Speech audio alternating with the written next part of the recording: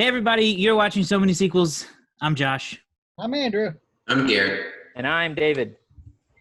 Today on the show, David, you scooted back quite a bit, didn't you? Oh, there Yeah, you are. well, I was trying to keep the mic further back from my computer. Oh, I see. I get that. So we're still talking about Star Trek on the show this week. We're almost done with the Next Generation movies, which is what we're covering. We've done Generations. We've done First Contact. And today we're going to cover Star Trek Insurrection.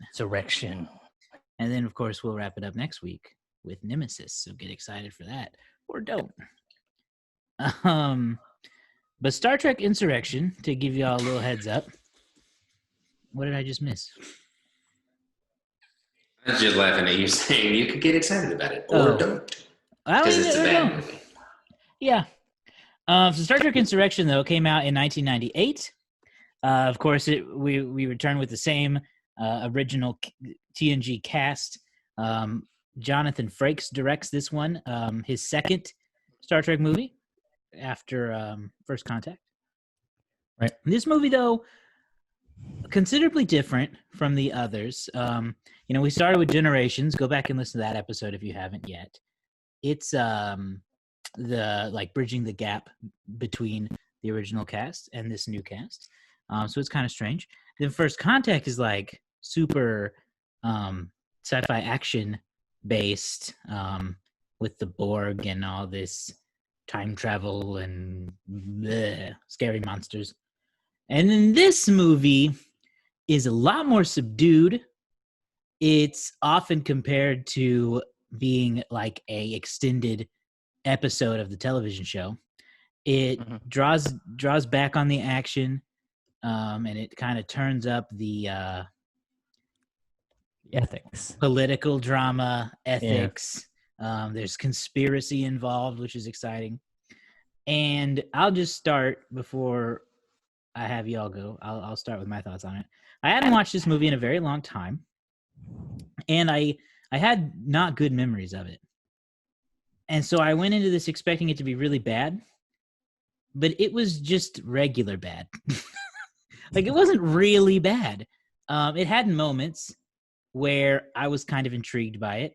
It had some very strange humor that sometimes I liked and sometimes I didn't. Data, again, has some strange humor in this movie, but also so does there's some Picard humor. There's some weird Riker stuff going on. We'll talk about all this as we get deeper, but these are just my initial thoughts. And what's really cool is we get to see the crew of the Enterprise basically say, okay, the Starfleet is involved in a conspiracy to essentially wipe out a people from its planet, and we gotta go against our own employer. Yeah. For lack of a better word, we got to go against our orders to stop this from happening. So I thought that was a really cool part, and I wish that had been a little more drawn out, because it gets weighed down by some of those stranger things. Worf has some weird stuff going on in this movie. Yeah. There's just a lot of weird stuff that drowns out what I think could be a really good story. So those are my thoughts on it. Who wants to go next? I'll go next unless anybody else will wants go to next. Okay. Yes, this movie was not as bad as I built it up in my head or remembered it. It is. Yeah. I vaguely remember this movie for two things from watching it as a kid. I remember it as the movie with the face stretchers, and the movie where Data's head floats around.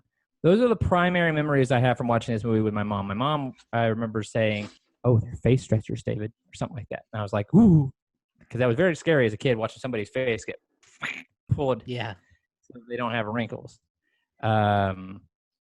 You would get more of that in Death Becomes Her. However, does suffer from being a little bit too mild while I really love the ethical question series, or maybe even a made-for-TV movie plot, like if they gave Star Trek like a big, like a moderately sized budget and said, "Hey, we want to do a Star Trek film for CBS or something. Let's put it out, and we'll give you a pretty good budget, and it'll be like we'll put it on right after the Super Bowl or something like that." That would have been. This seems like a story for that. I'm going to use this phrase, and I realize how dude bro it's going to sound, but this doesn't feel like an Avengers level threat.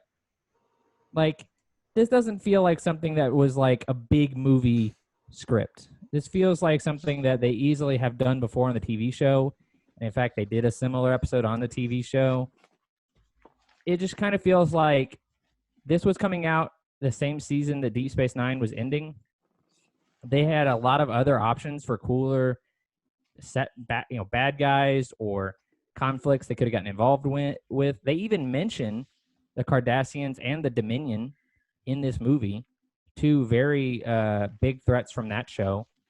So it just kind of seems like in terms of excitement level, it takes a step down.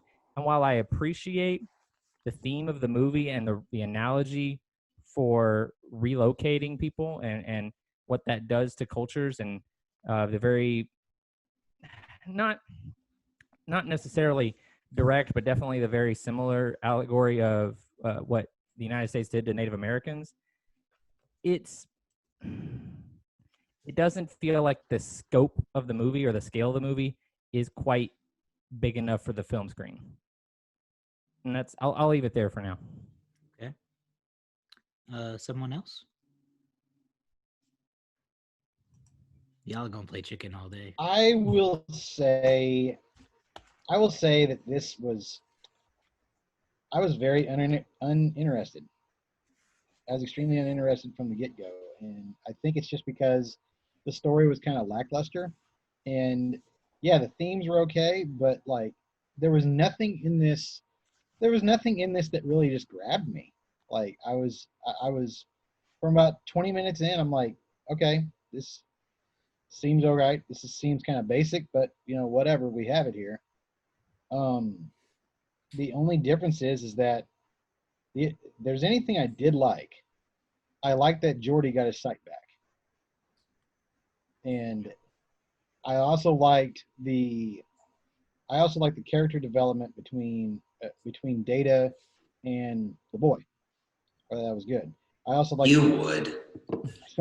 I also like the character development between Picard and his lady friend. Mm-hmm. Minaj. No, Anaj. Minaj, not Minaj. Not Nikki. It's a very different thing you're talking about there. But yeah, I mean, there were things like that.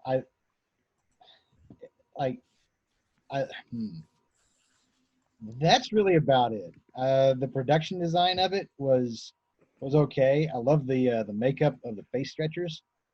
I thought that was kind of cool. Like, I didn't even know that was, for years, I didn't know that was F. Murray Abraham. Mm-hmm. Academy Award winner. Yeah. F. Murray Abraham. But that's a Simpsons reference.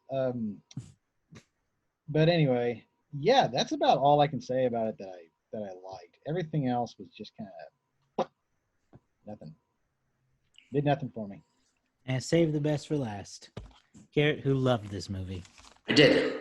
I actually enjoyed this one more. I didn't love it. Yeah, you didn't love it. I will say, from start to finish, I was entertained the whole way through. I don't think that it's as solid a movie as the other ones are, but as from an entertainment point, I was never not entertained. There was never a moment in this movie where I was bored. And I've been thinking about it a lot. And I think that the downside that you guys have talked about is the positive for me. I think that the previous two movies played too much to the fans. And for people like me, I don't have that backstory. I don't have that textbook in my repertoire of things that I have learned and the things that I should know. Whereas this one, who people say feels like a TV episode, is perfect for me because I don't have to rely on those previous knowledges. I don't have to rely on anything like that. I can watch this movie as a standalone movie and be thoroughly entertained like I'm watching a show. I think that the story overall, the themes are better than the other two from that standpoint. From a person who has not watched this entire series, this movie is a standalone without any need to know any prior background. And I think that is why I enjoyed it more.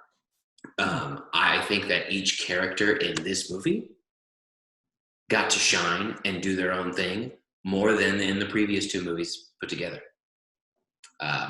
Riker and Geordi all had significant parts.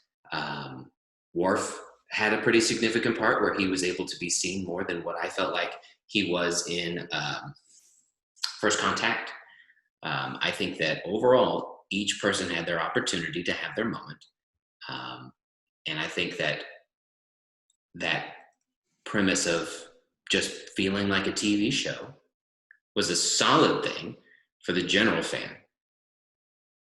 And the other two hit or didn't succeed as much for me because I am not as avid a fan as you three.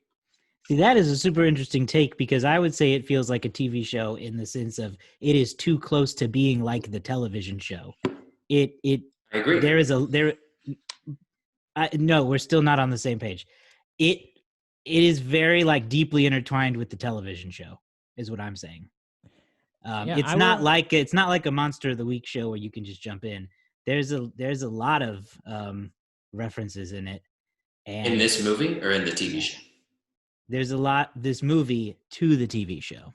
See, I didn't pick up on any of that. And I think that I don't know how deep those go. But like, again, in the first two, those are like the forefront part of the, like, if I didn't know who the Borg was and I didn't know the previous history of Picard, I would be thoroughly confused, not having that information there. If I had never seen, and I don't know why I would watch this movie if I'd never seen or heard of like the original Star Trek cast and the Next Gen cast, that would just be a bad idea for me to go see this movie.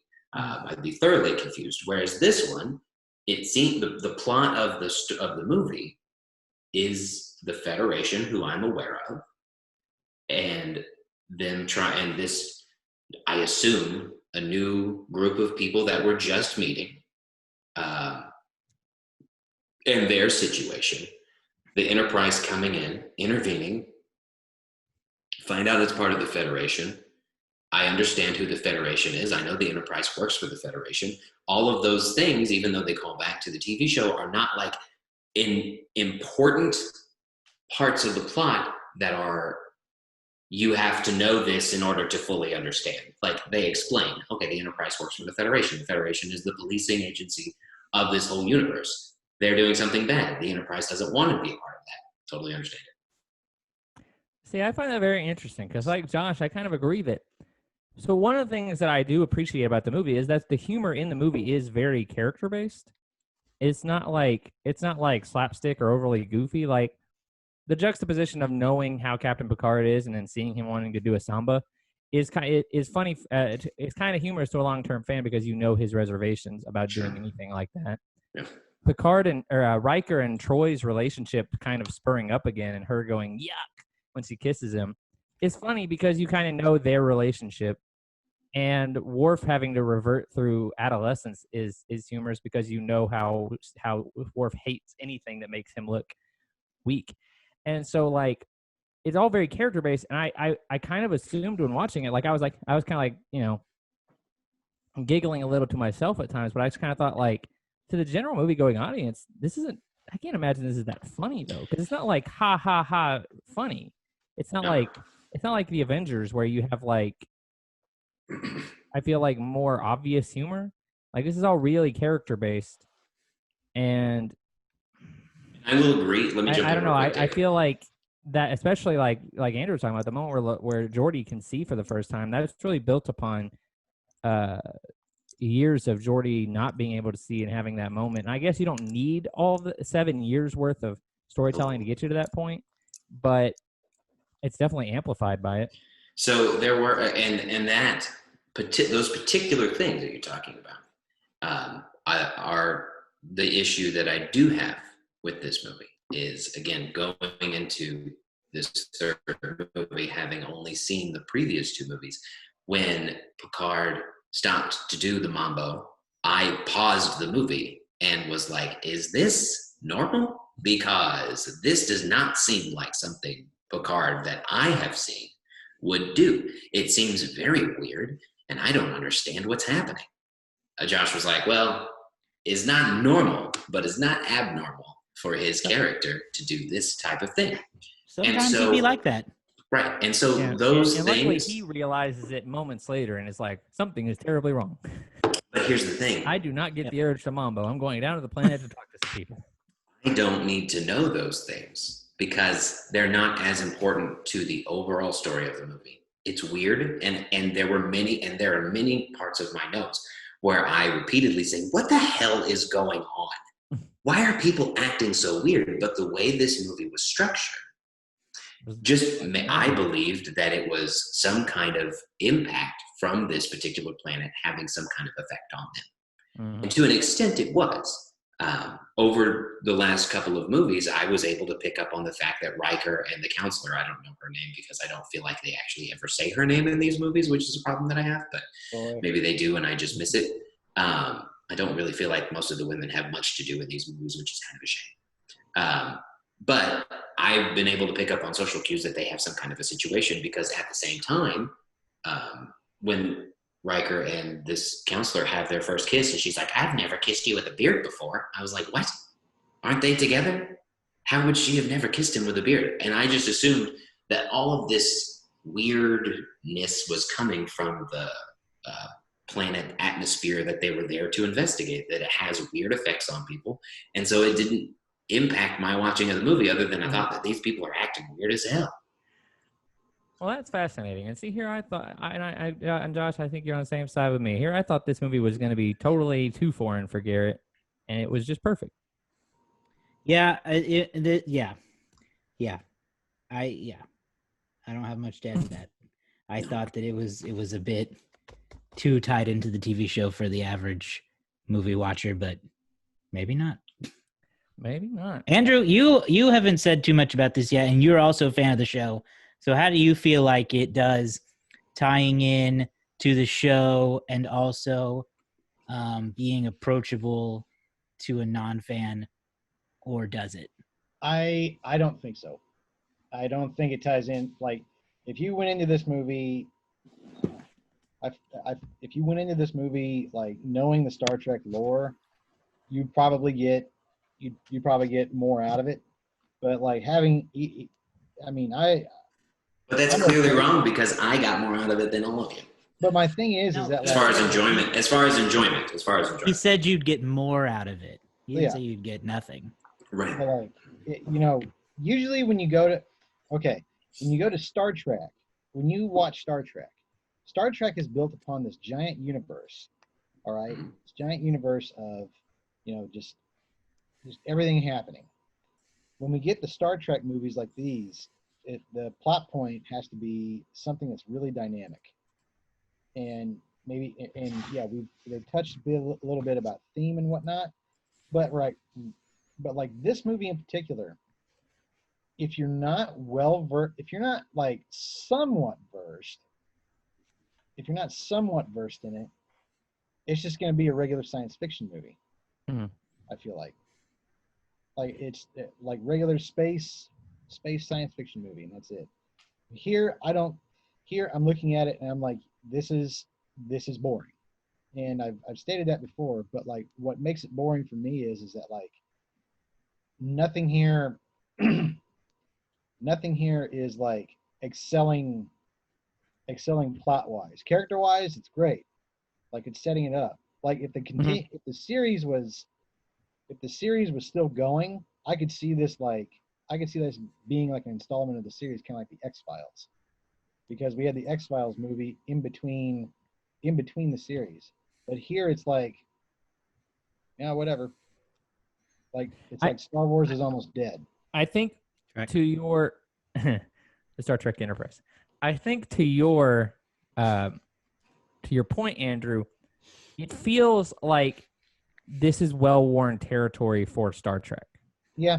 It doesn't feel like this is all that different than something you would have seen. It doesn't, like, what I was trying to say was, it doesn't feel like this is a new thing that they've never experienced before.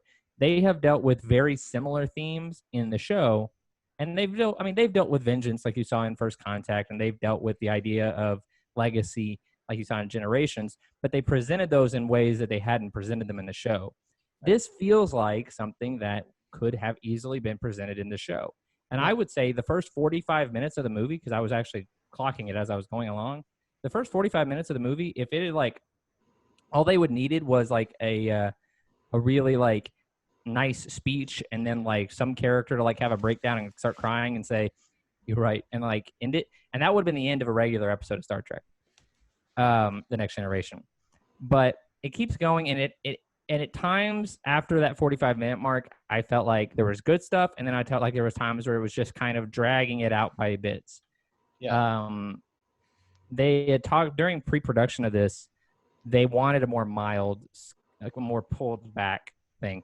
The Star Trek series is never known for being blockbusters. So the highest grossing Star Trek film to that point was Star Trek The Voyage Home. And it was a very... And that movie's goofy as hell. Mildly paced, more lighthearted film. And I think they wanted to get back to that after they went kind of more heavy sci-fi thriller or action, whatever you want to throw in there for First Contact. They wanted to get back to that. But I don't know. I feel like the First Contact sets you in a certain mindset going into this film. Like if you're a Star Trek fan, you're kind of hoping like, okay, this is going to be something big, something we never something they could have never done on the show.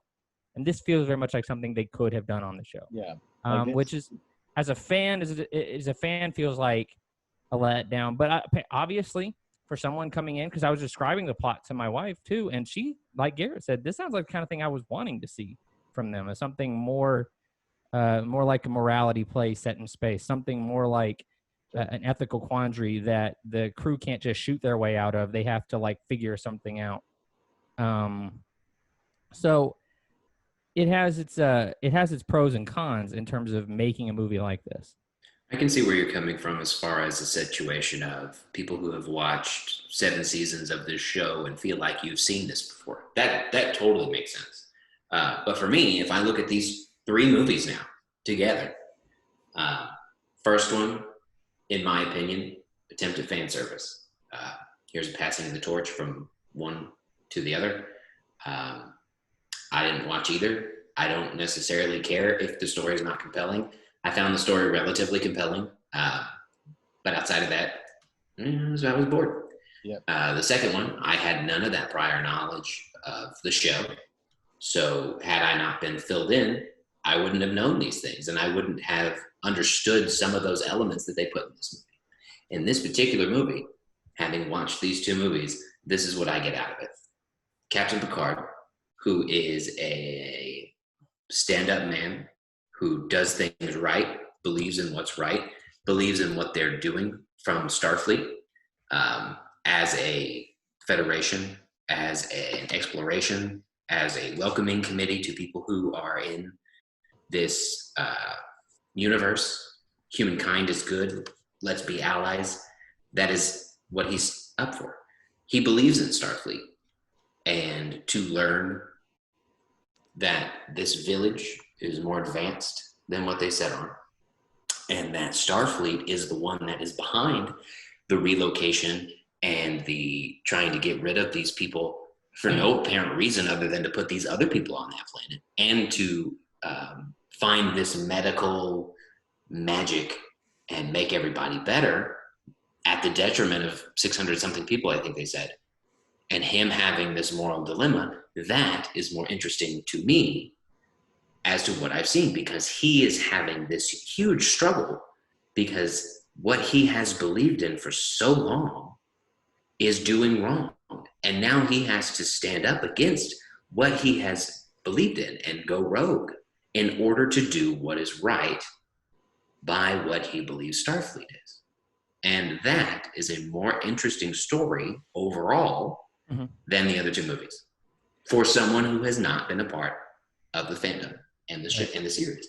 I totally understand, had you been watching all of the Star Trek seasons, how you could see this and think, we've already seen this before. That I totally get. totally understand. And I have to say, and I think Josh and Andrew, you might agree with me a little bit. This is not necessarily a terribly done version of the story. I feel like the performances are fine, and I feel like I feel like the way they handle it is all fine. It's not directed poorly. I think Patrick Stewart gives a great performance, especially when he's arguing on behalf of the people to the admiral. He gives this great line about how historically throughout human history, every relocation attempt has led to the destruction of cultures. And when someone says we're talking about saving billions of people versus 600, he goes, how many does it take before it becomes bad? You know, and the music kind of swells to this big moment, and he's like, I'm ordering you to go back. And at that moment, they turn in all their, most of the crew, they turn in their badges. They're rebelling. And maybe it's also a part of the climate that we're in currently, because I feel like this story that is in Insurrection plays a huge part in everything that we're going on right now. Look, to get political, the whole Black Lives Matter movement is how many people have to be hurt and killed before you pay attention, before you take this stuff seriously. What is an acceptable number before it starts to become a thing that you care about? And I feel like that message really resonates with the climate that we're currently in. How many times have we heard so many things over and over, and then nothing be done, and we finally reached that limit, and now there's this mass movement across the country of people saying this is too much. And that is what Patrick Stewart and the crew of the Enterprise is doing, is saying even 600 people to save the mass of people is too much. These people should not be suffering just so we can save these people. Right. And that, I feel like that message is so pronounced right now that I feel like it definitely stands out. Yeah, it hits different than it used to, because I don't want to completely speak for the writer, but just from my reading, that's not the intended message, though perhaps an unintended message, because the initial focus was everyone's obsession with plastic surgery and looking young all the time and needing to be perfect. That was the initial intention for the commentary it was trying to make. And I think that's subdued a little bit in mainstream culture today, at least compared to what it once was. Mm-hmm. But yeah, nice there's definitely multiple meanings you could pull from it. Yeah, they sort of wrap that around as the justification here, whereas, in today's reality, and they even bring it up in the movie, in this reality, they would be doing the same thing if it was like 600 people living on a place where they discovered a whole bunch of oil, a whole bunch of natural gas, something that the government or industries could exploit. Well, they don't have that much need for these types of resources in the 24th century, but what they do have is, hey, there is some sort of compound here, some sort of radiation that prolongs life and helps regenerate cells. We could advance medical technology by thousands of years just by harvesting this one planet, and you want us to not do that because 600 people live here? Like, they find a way to use one problem with society, which is a obsession with youth and health and a need, an unwillingness to get old, as a way to also tell another story about forcing people out of their homes for material gain, which is, that's pretty traditional of the show, is to kind of mix themes a little bit. Yeah. Going back, go ahead. I was gonna say, I wanted to talk about, there's not a lot to talk about in terms of groundbreaking performances, but I really thought Stewart is really the anchor that holds these things together. And if it wasn't clear after the first two, it's definitely very clear here, because I thought he was great, and I thought that everybody else pulls their weight. Donna Murphy and Murray Abraham. Yeah, like you're talking about two Academy, like, well, one's a Tony winner, one's an Academy Award winner. They bring everything they need to the table without like being distracting or anything like that. And I don't know. I just really thought that like by the end of the movie, I was really, it made me wish that Patrick Stewart had really gotten more roles outside of the sort of sci-fi superhero genre after this. Well, in defense of him on that, I'm not sure that he like wanted a lot, because a man like Patrick Stewart, I think, could get pretty much any job he wants. And I think he enjoys the genre. I don't think he's typecast. That's what I'm getting at. I think he does too. But so a few things that bothered me about the movie were the moments where I thought it dipped a little too heavy into Star Trek lore and slight fan servicey stuff that just felt unnecessary to the movie. Starting with the awkward return of Riker and Troy together. It was aggressively awkward. Riker was in some sort of way. Riker was horny, and I did not enjoy it. And also, yeah, I was worried that by today's standards, it was sort of hovering the line above non-consensual. It was just weird and unnecessary, and without the prior knowledge, I thought that would make no sense to anyone. And maybe Andrew and David can touch on this, because I think you all have seen some more of the originals or the TNG than I have. But she says, "I've never kissed you with a beard," and that can't be true. Well, that has to be wrong. I do know something about this.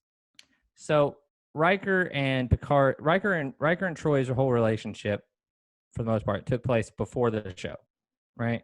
They talk about it in the first episode. They talk about it in several episodes later that they used to date, right? Right. And they never technically go full on dating on the show, but they do have a very close relationship, and they do talk about it. But I don't believe they ever kiss after season 2 when Riker starts growing a beard.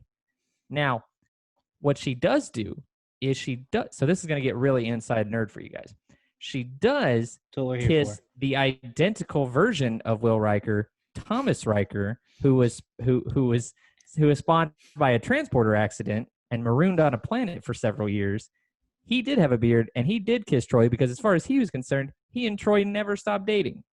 So she has kind of kissed Will Riker with a beard before, but I don't think they remembered that they were making the movie, and it was a funny joke.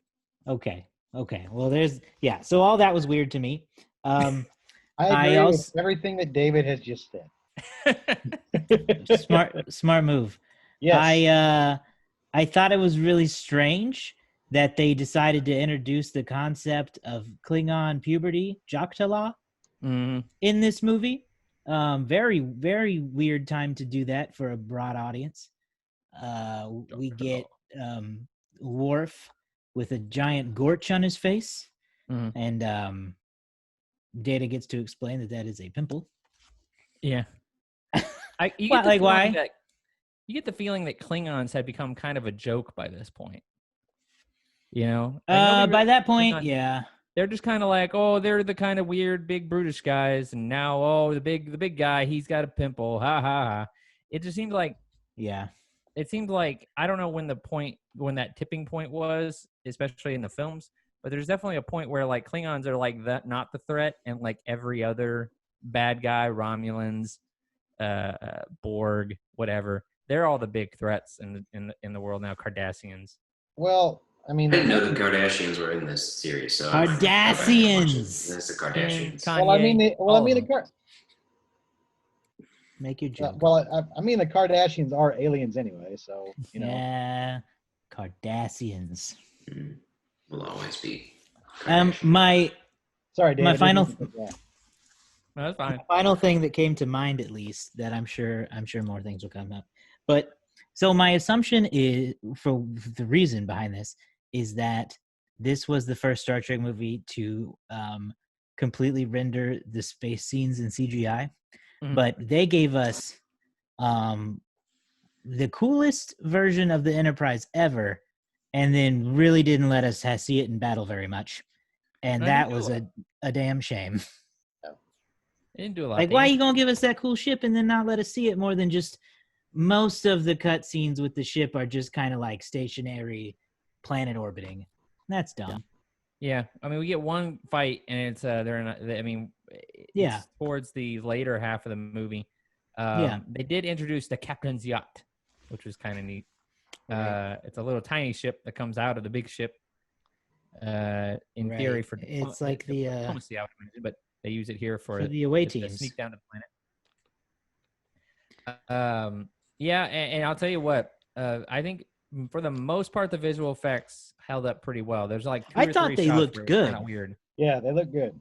There was 2 or 3 shots that didn't quite look right. But other than that, I think it held up pretty well. Yeah. I'm trying to think. It definitely inflated the budget for this movie, though. Oh, there's some weird jokes in there that are strange. Troy and Crusher talking about their breasts firming up on the planet. Right. Which just so Data can repeat it. It's a very just so Data could repeat it. Joke. Yeah, it was childish. A joke for the 13-year-old. It was childish in the same way that the pimple joke was childish. It would have been fine if they had said that and Crusher hadn't followed up with her thing, because her thing is so awkward. It's like, why would you bother saying it if that's how you feel? Because Troy says, have you noticed that your breasts have started to firm up? They're all becoming younger, right? They're all becoming, their cells are regenerating. Right. So she makes that note. And Crusher says, not that we care about such a thing these days. And I was like, even if it's true, why would you say it? Why would you say, not that we care about such things? Yeah. It just makes it sound like she's trying to remind the audience that we don't care about physical appearance as much in the 24th century, but you may have forgotten that, so we'll mention it. But it's funny, I don't know. And then Data goes over there. Have you noticed that your breasts are firming up? And Worf's like, well, and like, why would Data say that? Data wouldn't say that. He didn't get turned on yesterday. He knows that Worf doesn't have breasts. Exactly. And that he doesn't have breasts. He's not an idiot. This is ridiculous. But those are my main issues that pop up. He's emotion chipless this time around. And actually, what I thought was interesting was that if you pay attention, you can tell that his experience with the emotion chip has had an effect, because he's much more, he has a much easier time relating to other characters in this movie than he has through most of the show.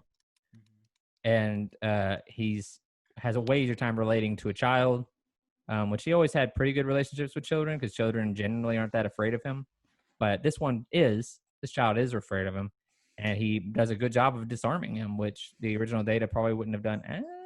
I say original Data, the Data from the show. But yeah, there's some weird stuff. I think those weird things are some of the things, as much as I've talked about how much I have enjoyed this movie compared to the other ones, I think those weird things are really what hold me back from giving it a better score, and we'll figure that out, or we'll talk about that later. Mm-hmm. But yeah, there was some, again, the Picard random dance, that was weird. The Worf puberty thing, that was weird. The breast thing, that was weird. I thought it was really weird, and maybe it was just the way it was cut, but in my brain, Riker's all horny. Picard is clearly into Anaj, and after he starts to mambo, the next cut is, how old are you? And that was creepy. It was creepy. It was creepy because it implied a, are you legal kind of a situation, not a, are you 300 years old kind of a situation. So right. I think that was just a poor transition, but there's a generally creepy subtext to the movie. I think it's a lot sexier than any of the other Star Trek movies. And that is not Riker a good thing. Troy just straight up take a bath together. Well, and then again, all of the flirtation is not normal. Like again, when Anaj and Picard are talking to us, she's like, "It's been ages since I've seen a bald man." That's weird. I don't know. It's not that bad. It's weird. It's weird to flirt with Patrick Stewart. Let's face it. Weird.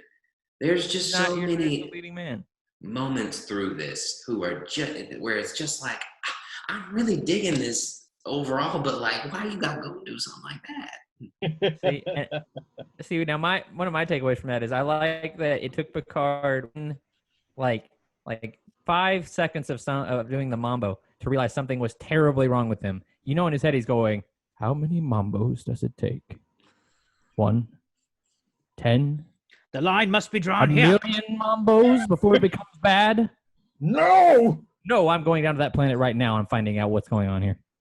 No! Yeah, just those things. The weirdest part for me was whenever he was just like, "How old are you?" Yeah, it was. I don't know about. Yeah, that's fine. Yeah, it's honestly, as Andrew might say, this movie is like an onion because there's layers. It turns out the characters are more advanced than the people of this planet are more advanced than they appear. It turns out they're actually older than they appear. Then it turns out that the bad guys, spoiler alert, turns out the bad guys aren't just some random bad guys who have problems with, aging at a rapid rate and need this planet for that reason. It turns out they're actually the children of these people who left years ago and now want to come back and subjugate them and get rid of them. Yeah. Like, that to me was a late in the movie plot twist that I don't feel like did much for me, but it's just a thing of like, this movie felt like it wanted to keep a little bit of mystery alive, even when the mystery wasn't that interesting anymore. Like, I felt like they were fine with where they were. No, but if I could compare this to anything, I'd just say like a grapefruit. Oh, grapefruit. Looks all right on the outside, but as soon as you bite into it, it's like, it just tastes gross. Listen, can we have a group meeting real quick about firing him? An assault on grapefruits. I too am not a big fan of grapefruits, Andrew, but I think you're wrong in saying they look great from the outside. Mr. McMahon, he likes grapefruits. Gross. Yeah, big grapefruits. Well, let's move on to the box office portion of the show. Okay. See how this, unless anyone has anything they want to add, I feel like we've kind of exhausted this. I have one little thing I want to add. It's not going to take long. I have some alternate titles again for the movie. Oh, good. So these are I like the title quite a bit. Yeah, Insurrection is a not very common title, or at least subtitle. So some other titles you had were Prime Directive, because it kind of deals with that a little bit. Alternatively, The Directive. Then there was Star Trek: The Resignation, Star Trek: The Enemy Within, Star Trek: Breach of Promise, Star Trek: Dereliction of Duty, and Star Trek: Apostasy. Now, apostasy might be too much of a college word to put on the end of the movie. I think Insurrection says it better. But then you also had, these came up as they started production. Star Trek: Time Stands Still, which is just too long. Star Trek Forever, which Batman Forever took that one from him. And Star Trek Beyond Paradise. The writer of the film said his favorite of the pitched titles was Star Trek Sacred Honor. That got rejected because the studio thought it sounded too religious. They finally religious? Sacred Honor. So they decided on Insurrection, which I think honestly might be the best of those particular ones. Although Prime Directive is not bad.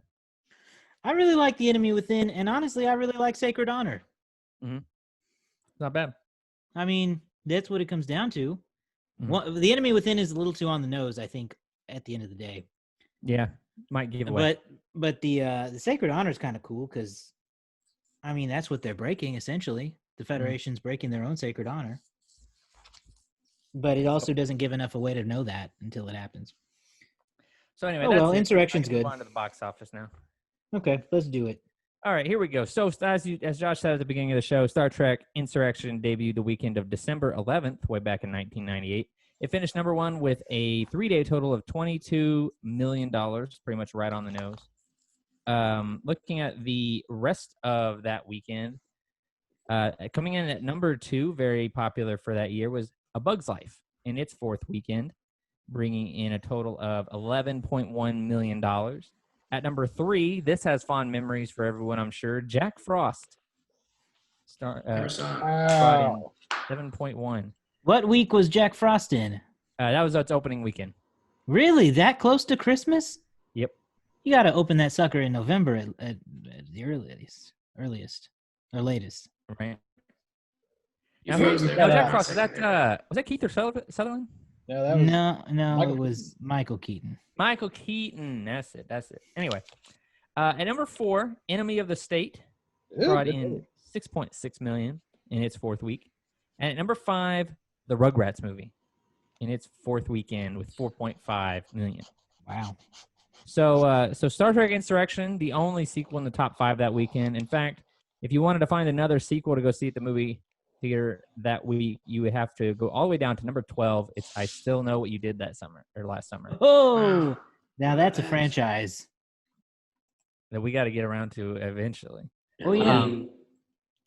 Insurrection finished with $7.1 million in the United States over its 16-week run. Had $42.4 million from overseas, and it gives you a worldwide total of $112.5 million worldwide. That's on a $70 million budget. It's almost double what the budget was for First Contact. And I believe most of that went to the special effects, all of the space stuff being completely rendered in computer animation instead of using any models. This is the first movie or Star Trek production where they didn't use any models at all. Sweet. And who's running the game? I don't ever remember. Oh, hang on. No, I got one more thing. Oh, you do? So for the year, Insurrection finished in the number 28 spot. Respectable. And is only the second highest grossing sequel of that year. And in the number 11 spot, you have the highest grossing sequel of 1998, Lethal Weapon 4. Wow. The top 5 for 98 were Saving Private Ryan, Armageddon, There's Something About Mary, A Bug's Life, and The Waterboy. Waterboy. You know what? There's some there's obviously a range of quality among those movies you just listed. But isn't it kind of nice that those the top movies of the year were like all original movies? Yeah. Don't you miss that a little bit? I mean, and they range in genre type. You got Saving Private Ryan is a World War II war movie by Steven Spielberg. You got Armageddon, which is a more traditional blockbuster type film. Yeah. There's Something About Mary is a comedy of sorts. Animated film. Adam Sandler was huge in the 90s. The next few movies down: Dr. Dolittle, Rush Hour, Deep Impact, Godzilla, and Patch Adams. That's your top 10. Wow, 1998 was interesting. Pretty much all original movies, and but in ways these are franchises of their own. You're talking about Spielberg. You're talking about Bruce Willis. You're talking about Ben Stiller, Pixar. Pixar Disney with Bug's Life, Adam Sandler, Happy Madison. Eddie Murphy, Chris Tucker, and Jackie Chan. Like, these movies could be classified as franchises on their own, but the franchises are more about the actors and the people making them than they are about the intellectual property. Yep, that's when movie stars used to exist. Yeah. So back. To wrap up, the only other thing worth mentioning is that we've had one other movie that we've done from 1998. It was Halloween H2O. 20 years of Halloween. Wow. So that was a rough one. That episode out. And then running the game this week is Garrett. Garrett won last week. He won the tiebreaker. Right. Go. All right. Let's see. This movie's had a total of a lot of things. I don't remember. I don't ever remember how to look and see how many ratings it's had. So while I figure that out, why don't you guys go ahead and guess? 2.8. 2.8 from Josh. Right off the gate. 8. I'm going to go with 2.4. Okay, great. Because I'm going to say 2.6. Oh, 2.8, so one of us, it's going to be a tiebreaker no matter what. But we've fallen into a bad habit where someone always wants to split the difference. Yep. And it doesn't often work out for the difference splitter. I know. I think I'm going to end up in the tiebreaker zone this time, though. Well, maybe. We will have a tiebreaker. Dang. This movie is at a 2.7. So we'll have a tiebreaker. I thought better than Josh. Between Josh and David. And again, I need to pull up the phone or the app, but let me see if I can. I can't remember how to find out how many fans it has. Somebody tell me real quick. It's easier to see on the desktop version. Is it? I'll pull that up. Cut this part out, Josh. No, I'm not editing this. We've already gotten through most of an episode without Andrew asking us to stop it for some dumb reason. Fair. That's a fair. Look at him look down in shame. I've done that a handful Looks of this times. By handful, you mean all of the times. And then I have to wait for like the 34-minute mark to show up so that I can edit out 10 seconds of you turning on a light and making no difference. Anyway, I got that. We're not mad I got at you. that off Okay. my I'll shoulders. say this while Garrett looks this up, unless he's done. Found it, but go ahead. I was just gonna say I've been watching Deep Space Nine, and I'm up to I'm in the third of Star Trek Deep Space Nine, and I'm starting to enjoy some episodes. There's been a handful of good episodes in seasons 1 and 2, and there's still some boring episodes in season 3, but I'm really starting to dig it. So hopefully it gets better. So I have the 20,000 people have said they have watched this movie. Mm-hmm. There are 1,722 people who have liked this movie. Of those likes, how many people say they are fans of this movie, which means it is in their top letterbox listing? If you go to their profile page, you can see what they have. How many people are fans of this movie? So Out of how many? Can you give us a range? Out of 1,722. So the number is less than that number? Yes.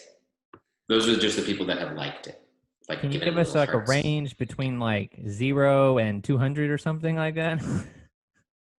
Let's do 0 and 200. Okay. 80. 80. I will say 65. 65. All right. Andrew, you want to guess just for fun? 90. 3. Only David wins. 3? Only 3 people have this in their top 4 lists. 3 It people. wasn't a pretty win, but it was a win. I'll take it. David takes a commanding lead in the overall scores. Eventually, we'll have to have like a little graphic that says David winner. I don't know about commanding. It's definitely not commanding. I have 5 total letterboxed wins to everybody else's 4. So Sounds it's about been a right. pretty even game. Okay. We're all right on each other's heels. So I'll run the game next week for Star Trek Nemesis. Cool. Well, what do we want to rank this movie? I'm going to give it 3. Yeah, I'm going to give it a 3 as well. I'm going to give it 2.5. Wow. See, this is going to be interesting. I'm going to give it a 2. Wow. What? That is interesting considering you seem You to don't like make it. any sense. No, I don't. Listen, the silliness of this movie held it back for me to an extent because, It held again, it that much? Yes, because I think that while I think the other 2 movies are better, overall movies, I appreciate the fact that they're better movies.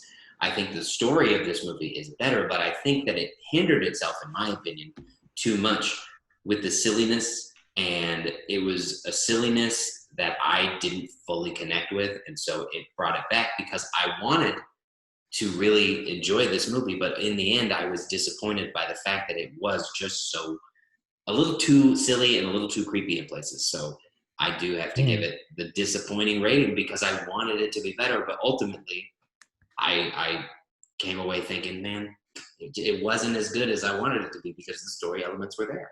For our It just longtime held fans, itself back.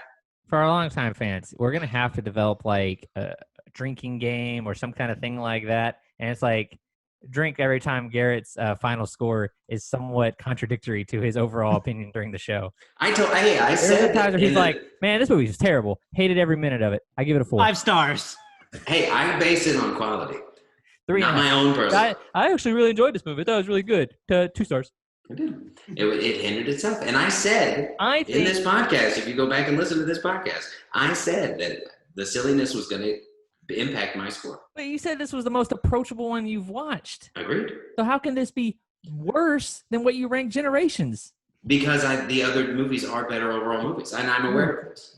So here's my reasoning was... My reasoning is not based on, like, how I personally felt. It's more of like, okay, what are the quality of these movies? What is the good aspects of these movies? And if it is more of a general TV show, then that is not necessarily a movie, and it takes it down. Plus the silliness. The other ones, while I may have been bored, were solid and not hokey and campy, and to a point where it took away from the story that I thought was really strong. So overall, it was a disappointing too. Because it could have been a lot more impactful without those silly, ridiculous elements. My rationale, just heard a firework go off. If you're watching at home, it's July 25th. I know. Sounds a lot like 4th of July to me. Anyhow, my rationale was that this movie I don't feel like is that much worse than Generations. Like, I couldn't sit here and go, man, this was harder to watch than Generations. Like, I couldn't give it less than that. So I just kind of like, it's even with Generations for me. So I don't remember what I gave Generations. Pretty sure you gave it like a 3, maybe a 2.5. Yeah. Andrew, did you give your ranking? For this movie or for Generations? For this movie. Yeah, it was 2.5. Yeah, I was the lowest one. 2.5. Okay. So what does that make our average, Josh? 2 3s, a 2, and a 2.5. It's going to be 2.5. Well, 2.6 technically. Oh, okay. That's fair. That's about what it makes sense. Yeah. That's about what it's ranked on Letterboxd. We again are right there with Letterboxd. Maybe the algorithm works. Maybe. I don't know if it's an algorithm though. It's just kind of a standard average. I know, but that's the thing is, like, we somehow match up perfectly with what the standard, like, usually the average is on Letterboxd. So it's like, true. We get pretty close. I mean, we're a little bit lower on this. Actually, 0.2. Hang on. Let me do the math one more time. Let me get the exact one. Okay, 2.7 for everybody else. It was ours is 2.62. Ooh, see. And Letterboxd also rounds up. But if you hover over it on the desktop version, it tells you the exact score, which is 2.69. Wow. So we are still a little lower, but extremely close. Right. Well, there you go. Well, I'm fine with that. 2.5, I think is fine. Not the best Star Trek movie, but not the worst. No. Not yet. Okay. 10 out of 10 would not watch again. I'd watch this again. I think I'd watch it again too. Not like soon. Not right away, but I'd watch it again. I'm not like jonesing to watch it again, but yeah, maybe someday. I can think of a worse way. I want to buy the box set one day. Me too. Yeah. I'd like to have. And I'll tell you what, this all hits differently for me because I've just finished watching the whole series again. I mean, it was like 4 months ago, but it's all still in my head. We need a Talking Trek spinoff show. Yeah, there you go. We can just talk about Star Trek episodes. Trek all the way from the beginning, all the way through the end of Enterprise. Or why stop there? Discovery. We'll go along with Discovery and Picard. We'll start up Discovery, and then you round and it Lower up Decks. Picard. All right. Well, that's enough Star Trek for this week. We'll be back next week with one more Star Trek Nemesis, the final farewell to the Next Generation cast. I'm actually looking forward to this because I've not seen it yet. Really? You've never seen it? Nope. I'm surprised, honestly. I probably haven't seen it since I was like 12 or 14. So when it came out, I was 12, something like that. So I loved it. But like I can see now the problems. But I had it on DVD and I watched it over and over again when I was a kid. Okay. Now that is not something to be like, about because I was 12 years old. No, that's fine. I did not have good opinions on movies. No. But it just goes to show that I expect something much different when I watch it as an adult. Yeah, no, Josh. But we'll find out. As a kid, pop this out and put Dunstan Checks In into the DVD player. Hey, man. Go back and forth. Dunstan Checks In is on HBO Max, and I'll watch it right now. Yeah, we'll be back next time with Star Trek Nemesis. Find us online on Facebook, Twitter, and Instagram. Just search So Many Sequels on those and hit that like button or follow. And then, of course, if you're listening to the podcast, check us out on our YouTube page. Just search So Many Sequels there, and you can subscribe to us and get the video version of this show and some of the other fun videos we make in between. So do that. And until next time. Bye. The many podcast does it take? There's no Vulcans in that movie, is there? No, there's no Vulcan. Well, so. I think there is one. We do also see a troll. Oh. Do we see a Kardashian? No. A Cardassian!